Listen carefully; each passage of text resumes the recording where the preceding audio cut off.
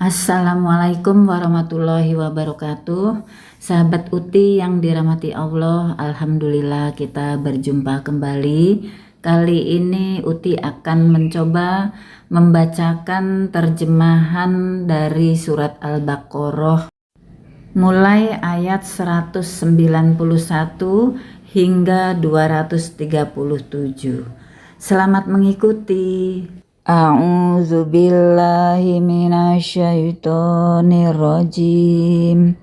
Bismillahirrahmanirrahim.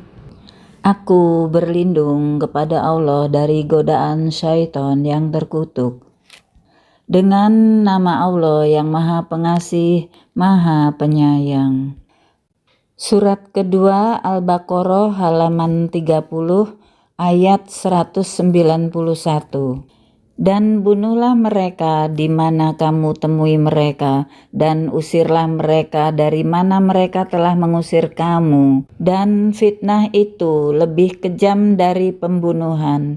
Dan janganlah kamu perangi mereka di Masjidil Haram, kecuali jika mereka memerangi kamu di tempat itu. Jika mereka memerangi kamu, maka perangilah mereka. Demikianlah balasan bagi orang kafir. 192. Tetapi jika mereka berhenti, maka sungguh Allah Maha Pengampun, Maha Penyayang. 193. Dan perangilah mereka itu sampai tidak ada lagi fitnah, dan agama hanya bagi Allah semata. Jika mereka berhenti, maka tidak ada lagi permusuhan, kecuali terhadap orang-orang zalim. Ayat 194. Bulan haram dengan bulan haram, dan terhadap sesuatu yang dihormati berlaku hukum kisos. Oleh sebab itu, barang siapa menyerang kamu, maka seranglah dia setimpal dengan serangannya terhadap kamu. Bertakwalah kepada Allah dan ketahuilah bahwa Allah beserta orang-orang yang bertakwa. 195. Dan infakkanlah hartamu di jalan Allah, dan janganlah kamu jatuhkan diri sendiri ke dalam kebinasaan dengan tangan sendiri. Dan berbuat baiklah, sungguh Allah menyukai orang-orang yang berbuat baik. Asbabun Nuzul ayat 195. Menurut Abu Ayyub Al-Ansyari, pada waktu Islam sudah jaya dengan pengikut yang banyak, kaum Ansyari yang berbisik kepada sahabatnya, harta kita telah habis dan Islam telah jaya. Bagaimana sekiranya kita membangun perekonomian kembali? Maka Allah menurunkan ayat ini sebagai teguran agar mereka tidak terjerumus ke dalam kebinasaan. Hadis riwayat Abu Dawud, Tirmizi, Ibn Hibban, dan Al-Hakim. 196. Dan sempurnakanlah ibadah haji dan umroh karena Allah.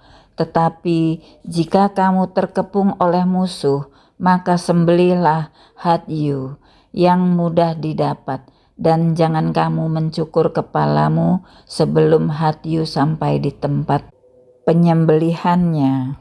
Jika ada di antara kamu yang sakit atau ada gangguan di kepalanya, lalu dia bercukur, maka dia wajib berfidyah, yaitu berpuasa, bersedekah, atau berkurban.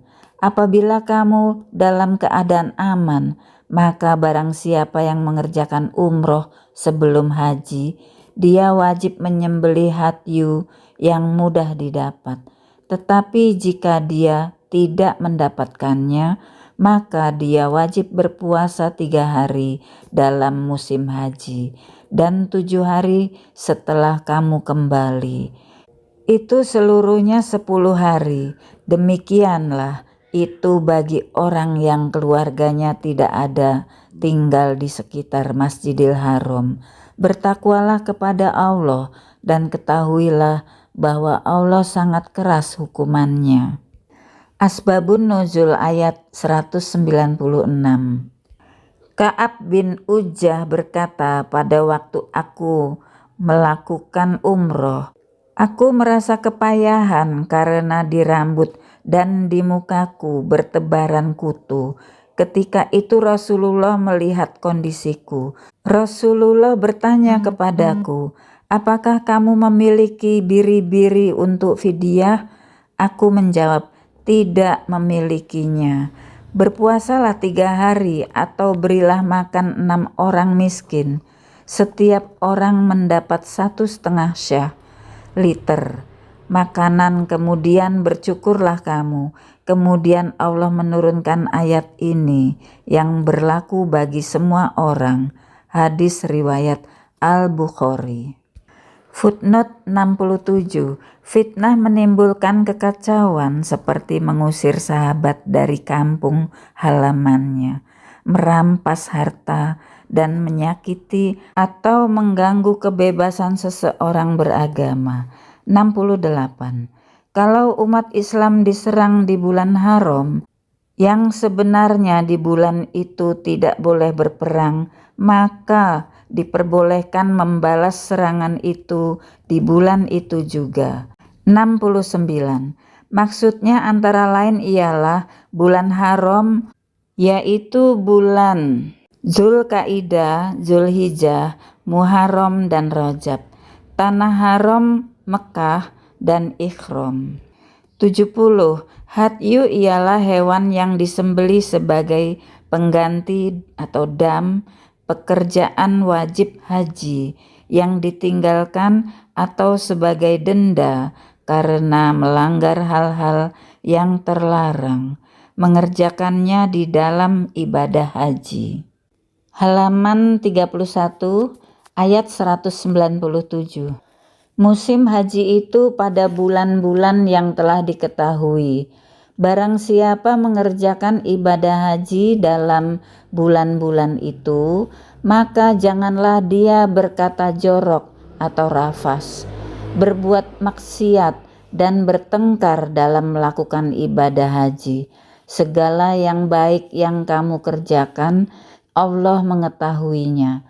Bawalah bekal, karena sesungguhnya sebaik-baik bekal adalah takwa, dan bertakwalah kepadaku, wahai orang-orang yang mempunyai akal sehat. Asbabun Nuzul ayat 197. Menurut Ibnu Abbas, orang-orang Yaman selalu menunaikan ibadah haji tanpa membawa bekal. Mereka berpendapat mereka bertawakal atau berserah diri kepada Allah. Atas dasar itulah Allah menurunkan ayat ini. Hadis riwayat Al-Bukhari.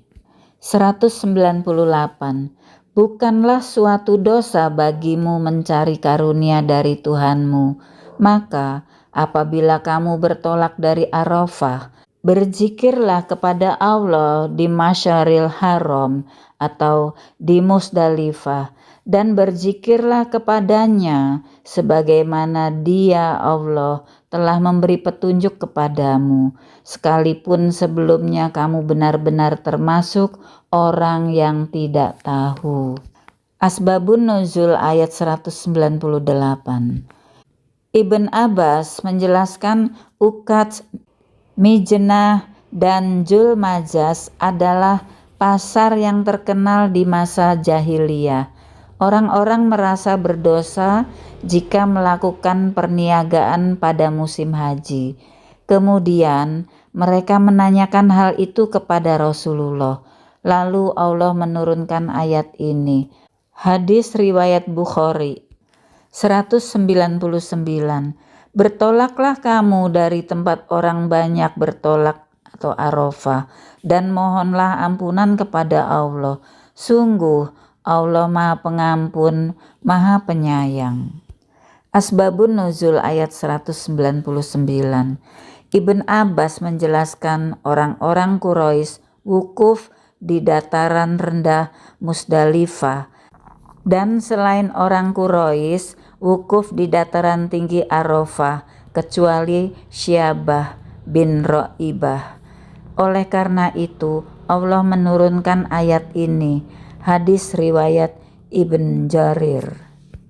200.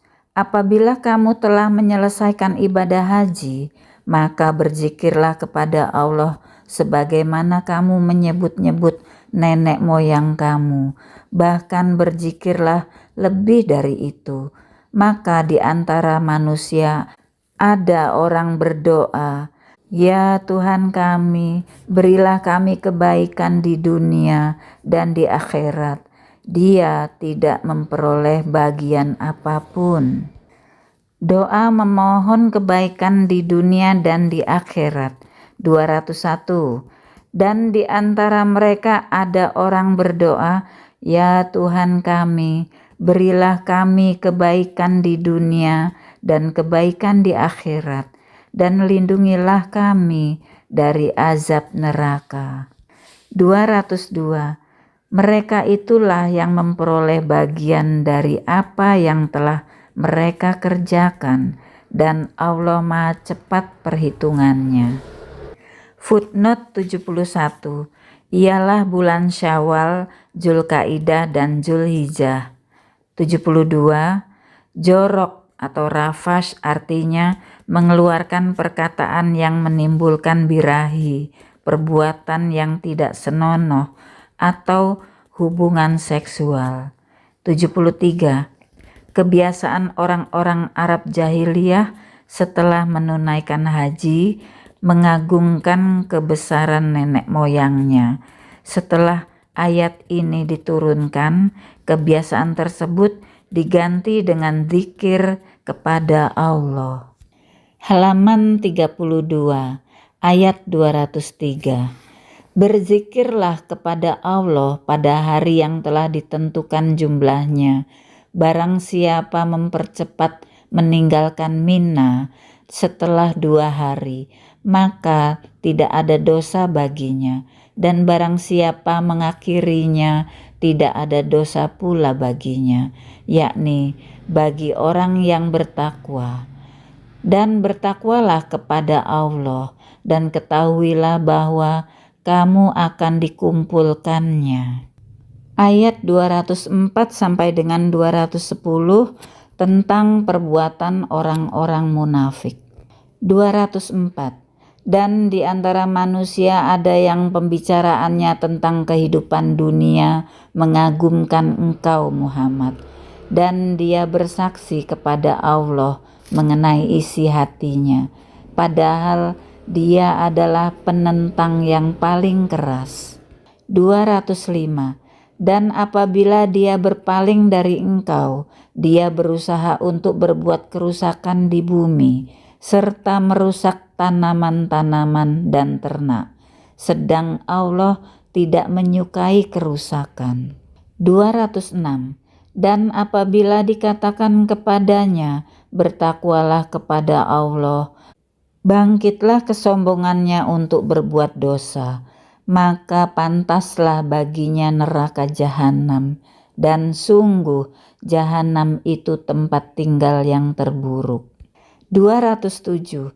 Dan di antara manusia ada orang yang mengorbankan dirinya untuk mencari keridhaan Allah, dan Allah Maha Penyantun kepada hamba-hambanya.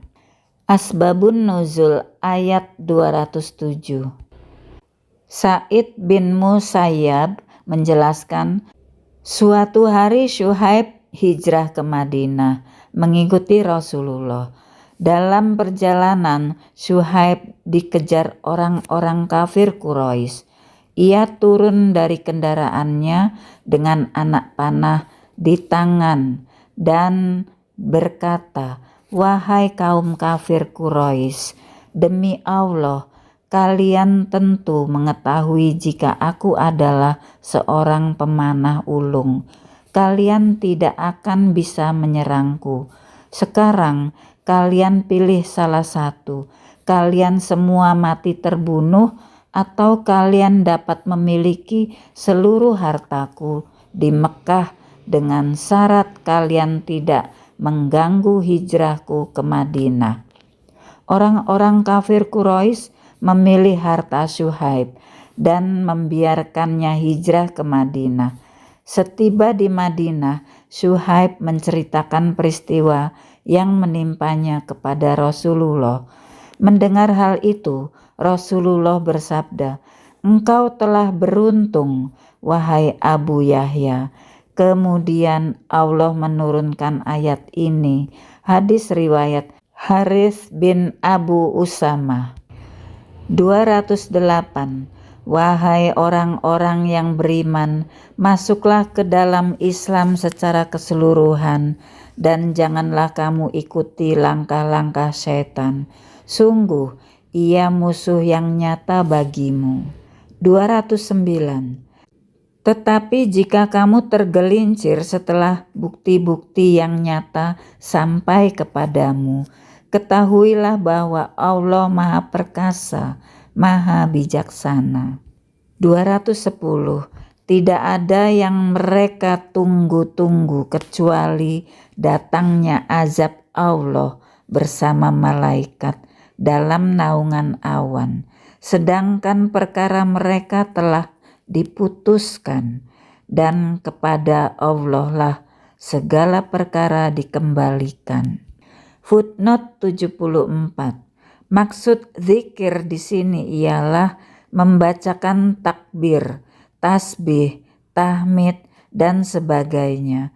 Beberapa hari yang terbilang ialah 3 hari setelah hari raya haji, yaitu tanggal 11, 12, dan 13 bulan Zulhijjah.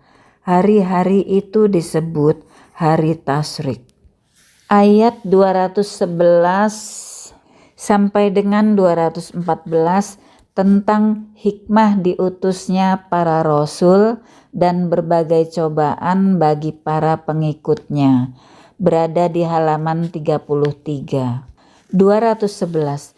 Tanyakanlah kepada Bani Israel berapa banyak bukti nyata yang telah kami berikan kepada mereka.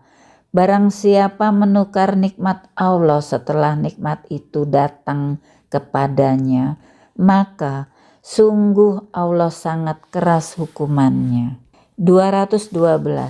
Kehidupan dunia dijadikan terasa indah dalam pandangan orang-orang yang kafir, dan mereka menghina orang-orang yang beriman. Padahal orang-orang yang bertakwa itu berada di atas mereka pada hari kiamat, dan Allah memberi rezeki kepada orang yang Dia kehendaki tanpa perhitungan. 213.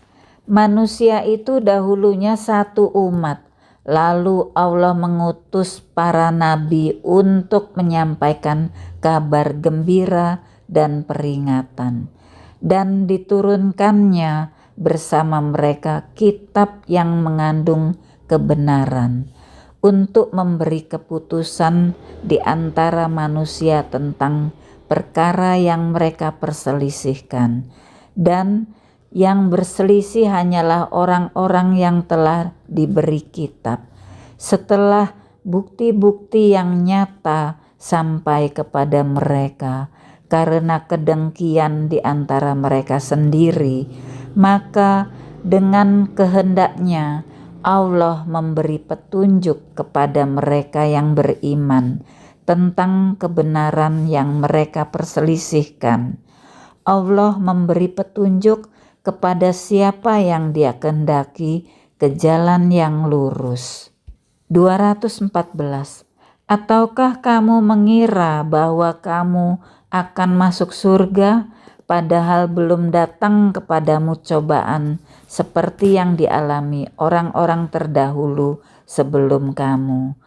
Mereka ditimpa kemelaratan, penderitaan, dan diguncang dengan berbagai cobaan, sehingga Rasul dan orang-orang yang beriman bersamanya berkata, "Kapankah datang pertolongan Allah?"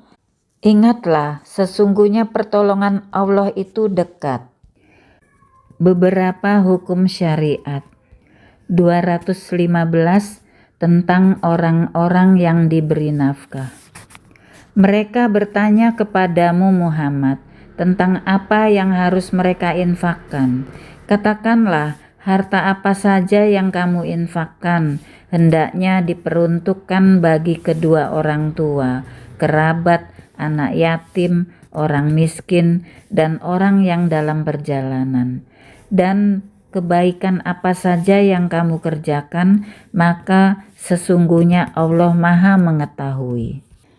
216 sampai dengan 218 tentang hukum perang dalam Islam. 216. Diwajibkan atas kamu berperang, padahal itu tidak menyenangkan bagimu. Tetapi boleh jadi kamu tidak menyenangi sesuatu, padahal itu baik bagimu. Dan boleh jadi kamu menyukai sesuatu, padahal itu tidak baik bagimu. Allah mengetahui, sedang kamu tidak mengetahui. 217. Mereka bertanya kepadamu Muhammad tentang berperang pada bulan haram. Katakanlah, berperang dalam bulan itu adalah dosa besar, tetapi menghalangi orang dari jalan Allah, ingkar kepadanya, menghalangi orang masuk Masjidil Haram dan mengusir penduduk dari sekitarnya lebih besar dosanya dalam pandangan Allah. Sedangkan fitnah lebih kejam daripada pembunuhan. Mereka tidak akan berhenti memerangi kamu sampai kamu murtad atau keluar dari agamamu, jika mereka sanggup. Barang siapa murtad di antara kamu dari agamanya, lalu dia mati dalam kekafiran, maka mereka itu sia-sia amalnya di dunia dan di akhirat. Dan mereka itulah penghuni neraka, mereka kekal di dalamnya. 218. Sesungguhnya orang-orang yang beriman dan orang-orang yang berhijrah dan berjihad di jalan Allah, mereka itulah yang mengharapkan rahmat Allah.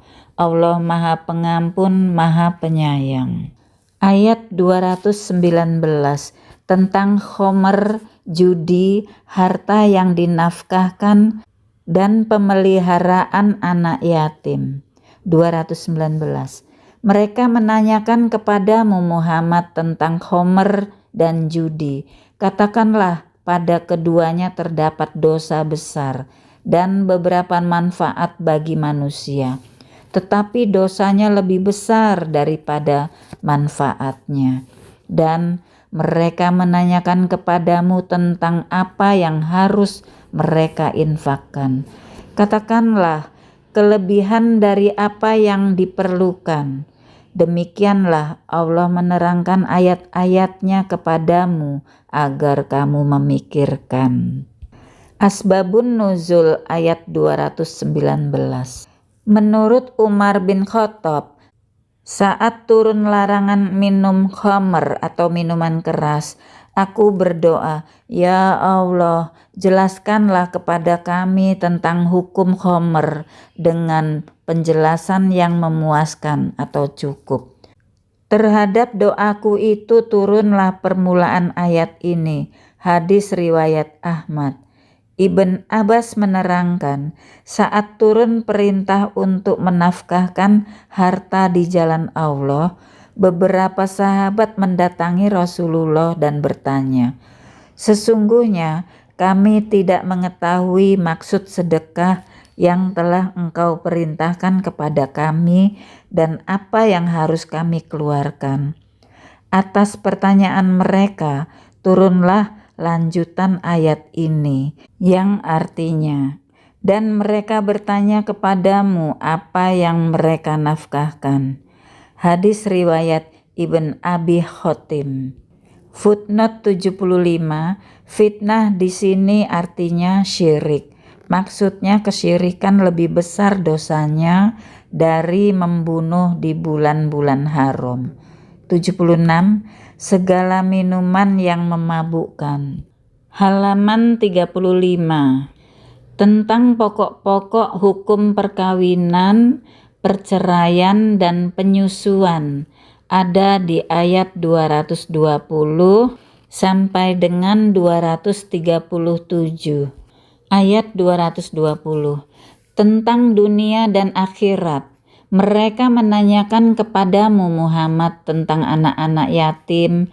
Katakanlah, memperbaiki keadaan mereka adalah baik, dan jika kamu mempergauli mereka, maka mereka adalah saudara-saudaramu.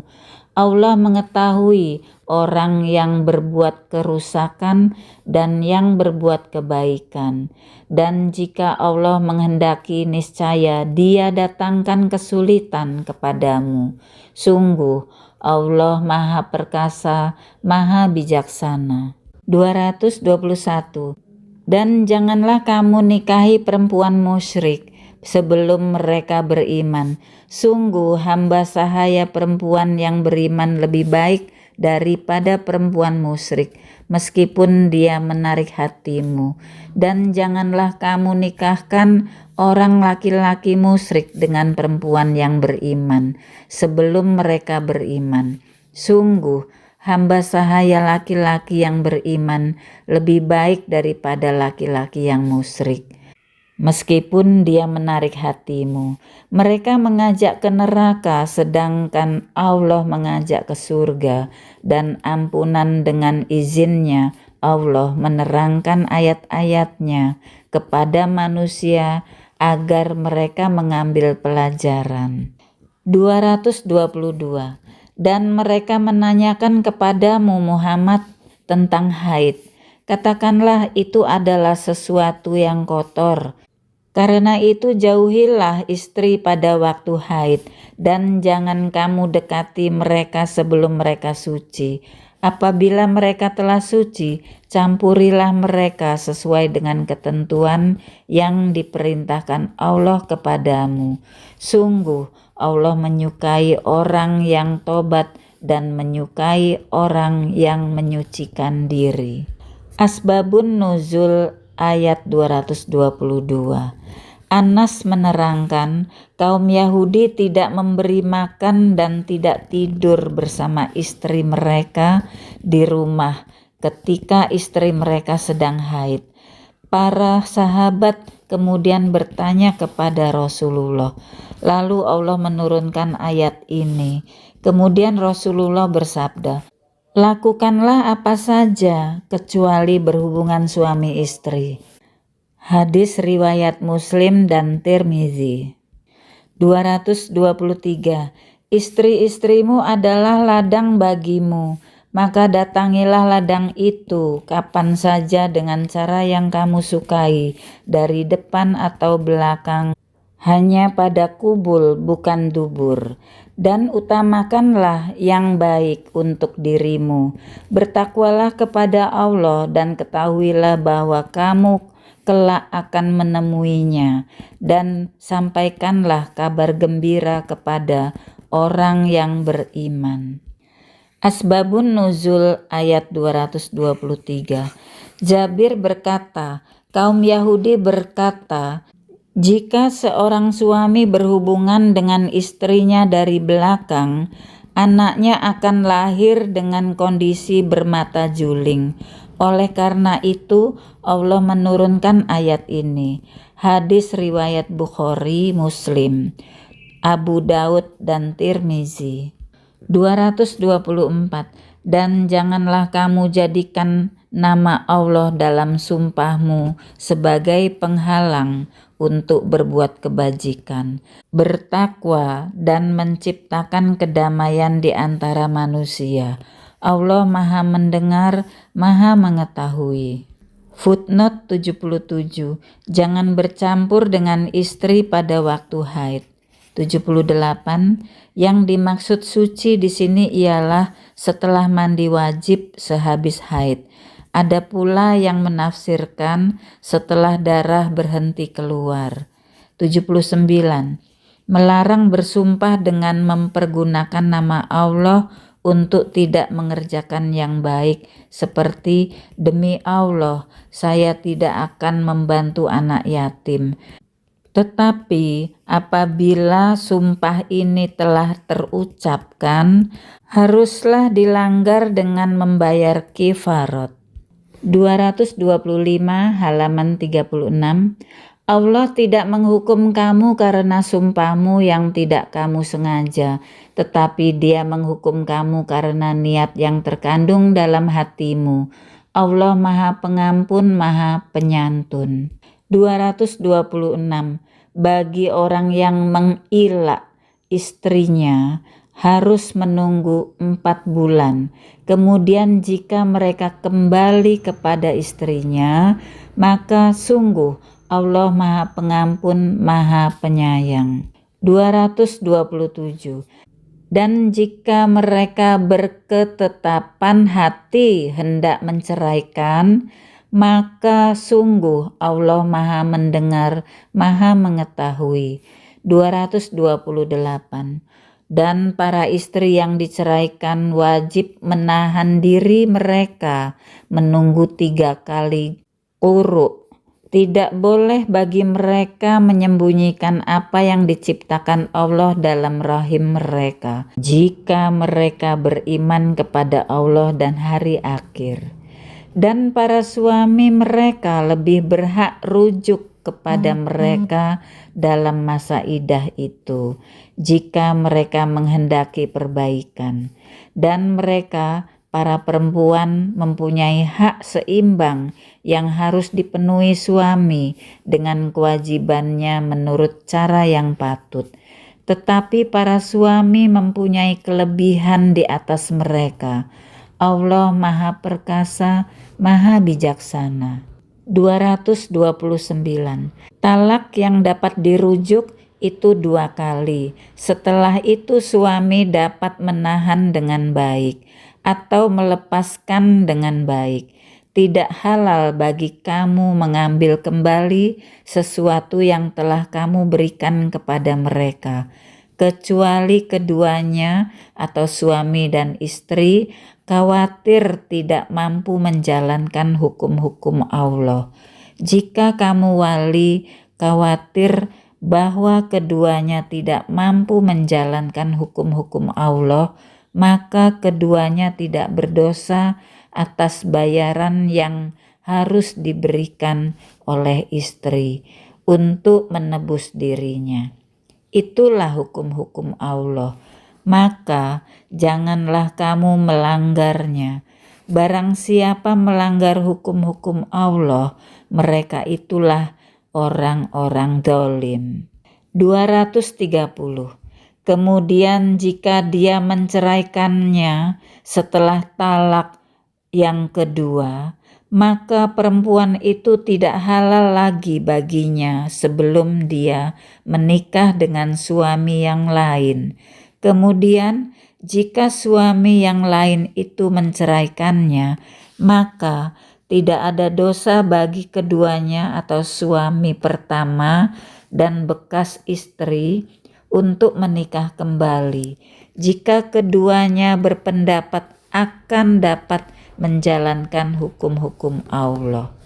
Itulah ketentuan-ketentuan Allah yang diterangkannya kepada orang-orang yang berpengetahuan. Footnote ke-80. Tidak segera menyiksa orang yang berbuat dosa.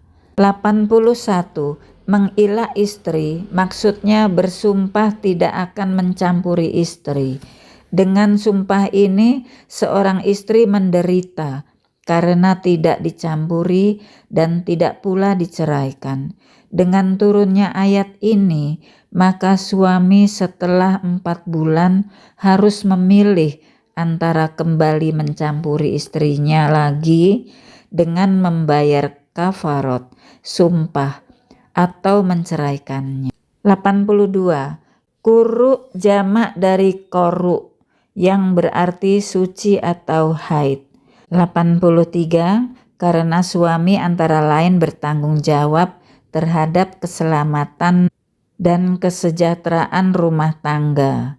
Surat An-Nisa surat keempat ayat 34. Footnote ke-84.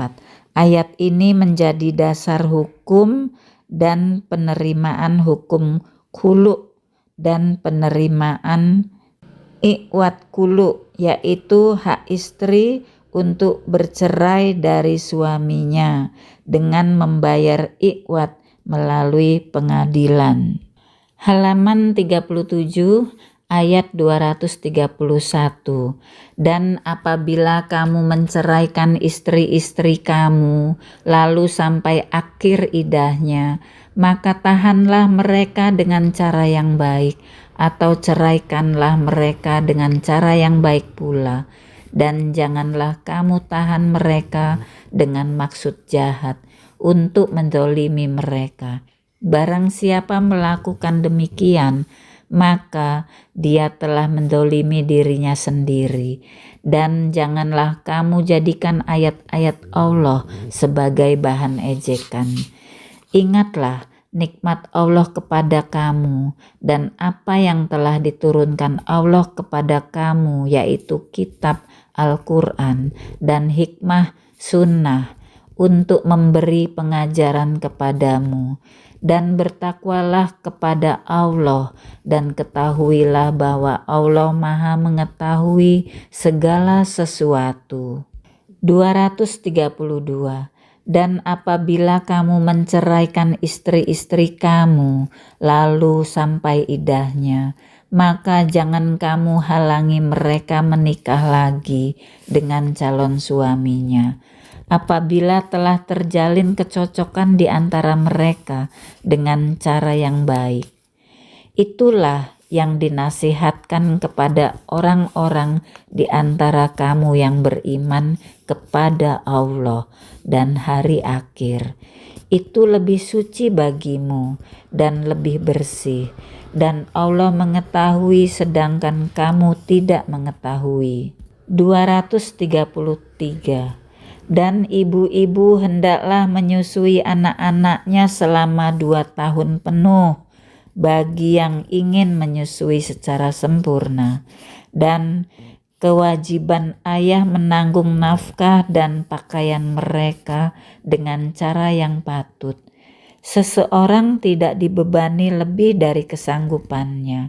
Janganlah seorang ibu menderita karena anaknya, dan jangan pula seorang ayah menderita karena anaknya. Ahli waris pun berkewajiban seperti itu pula. Apabila keduanya ingin menyapih dengan persetujuan dan permusyawaratan antara keduanya, maka tidak ada dosa atas keduanya. Dan jika kamu ingin menyusukan anakmu kepada orang lain, maka tidak ada dosa bagimu memberikan pembayaran dengan cara yang patut. Bertakwalah kepada Allah dan ketahuilah bahwa Allah Maha melihat apa yang kamu kerjakan. Footnote 85. Iddah ialah masa menunggu tidak boleh menikah bagi perempuan karena perceraian atau kematian suaminya. 86. Menikah lagi dengan bekas suaminya atau laki-laki yang lain. Halaman 38 ayat 234. Dan orang-orang yang mati di antara kamu serta meninggalkan istri-istri, hendaklah mereka atau istri-istri menunggu 4 bulan 10 hari. Kemudian apabila telah sampai akhir idah mereka, maka tidak ada dosa bagimu mengenai apa yang mereka lakukan terhadap diri mereka menurut cara yang patut. Dan Allah Maha mengetahui apa yang kamu kerjakan. 235. Dan tidak ada dosa bagimu meminang perempuan-perempuan itu dengan sindiran, atau kamu sembunyikan keinginanmu dalam hati. Allah mengetahui bahwa kamu akan menyebut-nyebut kepada mereka. Tetapi janganlah kamu membuat perjanjian untuk menikah dengan mereka secara rahasia, kecuali sekedar mengucapkan kata-kata yang baik. Dan janganlah kamu menetapkan akad nikah sebelum habis masa iddahnya.